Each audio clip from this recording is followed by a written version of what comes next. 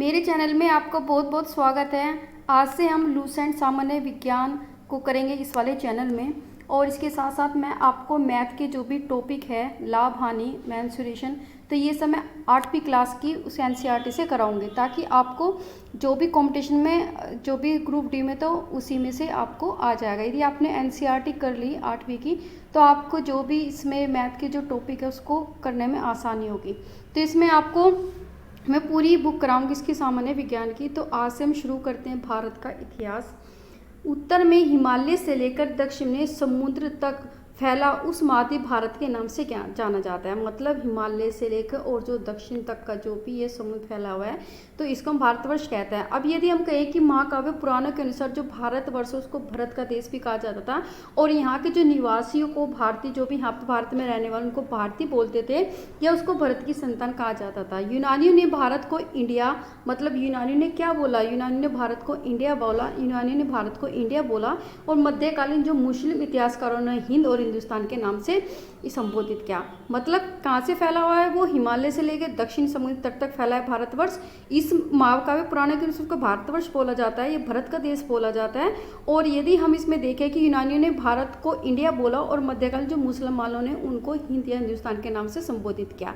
अब जो हमारा भारतीय इतिहास है उसको हमने 3 भागों में बांटा है। तो एक प्राचीन भारत, एक मध्यकालीन भारत और आधुनिक भारत। अब सबसे पहले करते हैं हम इसमें प्राचीन भारत, सबसे पुराना भारत।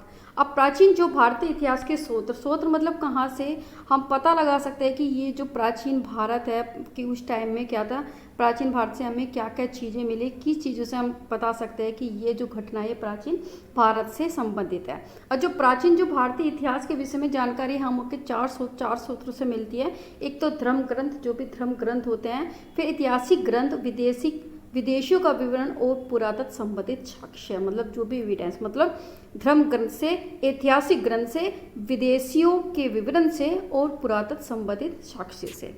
अब आगे देखते कि जो धर्म ग्रंथ है, धर्म ग्रंथ में ऐतिहासिक जो ग्रंथ से मिलने वाली जो महत्वपूर्ण जानकारी वो कौन कौन सी है इसमें, तो इसमें देखते हैं। अब इसमें जो हमारे मिले हैं वो 4 प्रकार, ये भी कहते हैं कि जो भारत का जो सब प्राचीन जो धर्म ग्रंथ है वो वेद है। और इसको किसने लिखा था, महर्षि कृष्ण देवपायन वेद व्यास जी को माना जाता है। इसको संकलन करते, इसको बनाने वाले किसको, महर्षि कृष्ण देवपायन वेद व्यास को माना जाता है। अब जो वेद होते हैं वो चार प्रकार के। एक तो हमारा ऋग्वेद है, यजुर्वेद है, सामवेद है और अर्थवेद है। मतलब कितने कितने वेद है हमारा, ऋग्वेद, यजुर्वेद, सामवेद एंड अर्थवेद।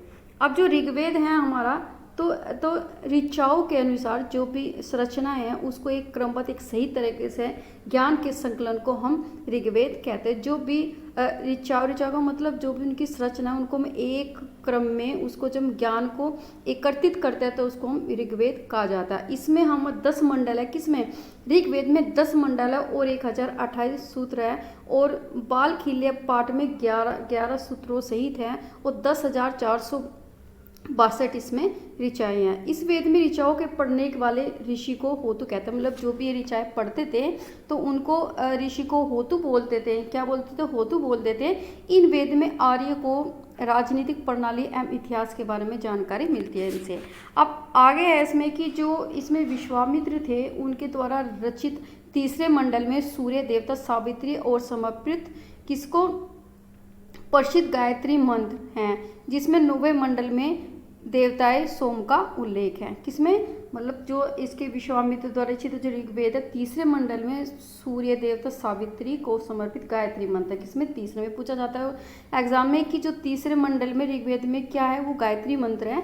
और 9वें मंडल में देवता सोम का उल्लेख है। अब इसमें जो भी 8वें मंडल की जो हस्तलिखित ऋचाओं को खिल कहा जाता है, 8वें मंडल में थी।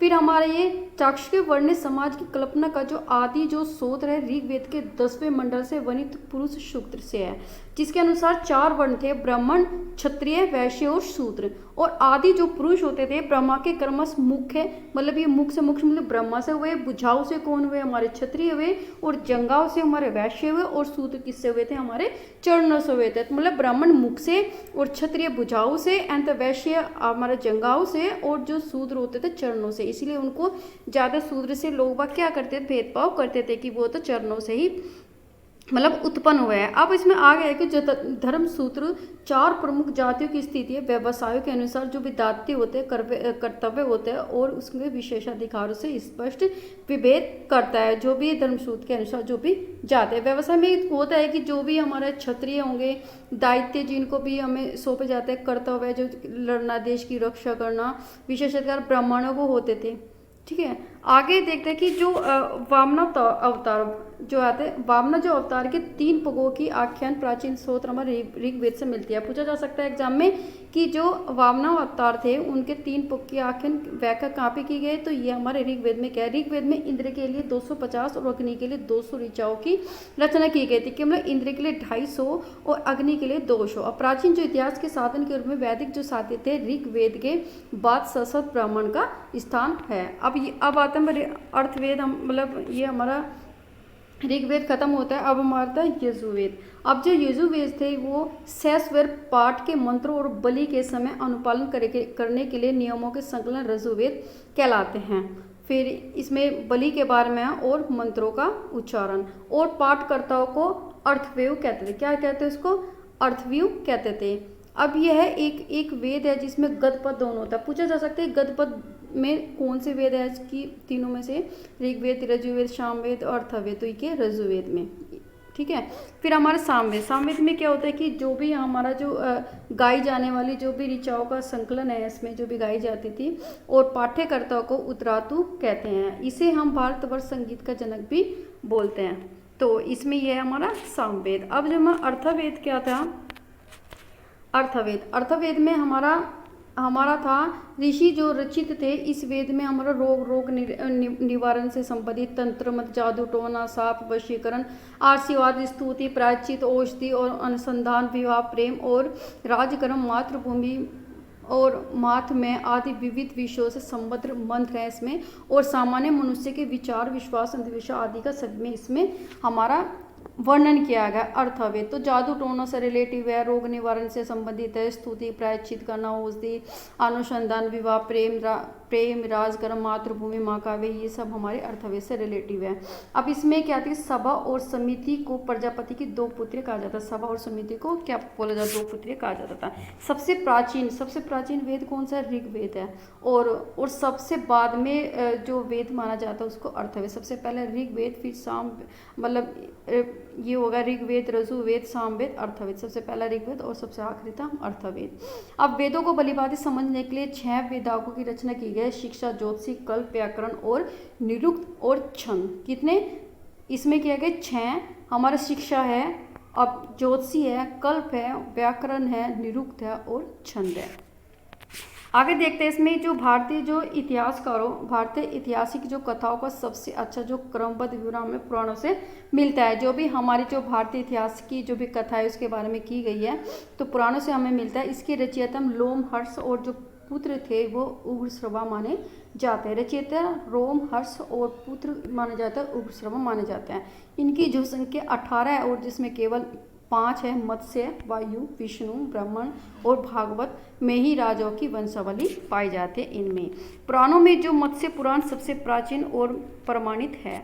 अब इसमें कौन कौन सी है हमारा कि जो पुराण है, विष्णु पुराण किस वंश से संबंधित है, मौर्य वंश से संबंधित है। मत्स्य पुराण हमारा अंत सातवाहन के, और वायु जो पुराण हमारा गुप्त वंश से संबंधित। तो आप इसको कोरिलेटिव भी कर सकते हो कि जो विष्णु है उसे मोहिनी का रूप धारण करते तो विष्णु, और मौर्य वंश से मत्स्य आंध्र की जो उसने अर्जुन ने क्या नाम उसके मछली के आँख में तीर मारा था तो वो ऐसे आँखों पट्टी बांध के तो इस तरह रिलेट करते हैं। मत्स्य आंध्र सातवाहन और वायु गुप्त। जो भी वायु जो बहती है एक तरह से शांत वातावरण में बहते तो वायु पुराण किससे संबंधित, हमारे गुप्त वंश से। आप इसको कोरिलेट करके याद कर सकते हैं। अब इसमें जो है अधिकतर जो पुराण है सरल संस्कृत श्लोक में लिखे गए। जो भी हमारे पुराने श्लोक संस्कृत में ऋषियों और शूद्र जैसे जो वेद पढ़ने, मतलब ऋषियों को और जो भी नीचे जाति के जो लोग थे उनको वेदों को पढ़ने की अनुमति नहीं थी। वे भी पुराण सुन सकते थे, सिर्फ सुन सकते थे, पढ़ने की अनुमति नहीं थी।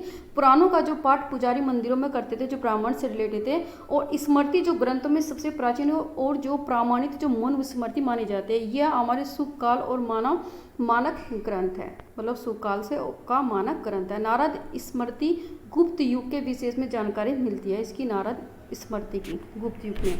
फिर हमारे इसमें है कि जातक में जो बुद्ध का पुनर्जन्म की कहानी वर्णित है, किसमें, जातक में। और हीनयान में क्या था, कथा वस्तु है जिसमें महात्मा बुद्ध का जीवन चरित्र अनेक कथनाओं के साथ वर्णित है। जैन साहित्य को आगम कहा जाता है। जैन धर्म को आम प्रारंभिक इतिहास कल्प सूत्र से ज्ञात करता है। किससे पता चलता है, हमारे कल्प सूत्र से पता चलता है। और इसमें जातक में क्या था कि बुद्ध के पुनर्जन्म की कहानी है, और हीनयान के गंध को कथा वस्तु कहा जाता है। ये जो दो धर्म थे हमारे बुद्ध और जैनिक धर्म। फिर हमारे इसमें कल्वर सूत्र, जैन जो ग्रंथ है भगवती सूत्र महावीर के जीवन कर्तव्य जो भी उन्होंने रचना की थी जीवन में, और अन्य समकालीन के साथ उनके संबंधों का वर्णन किया गया।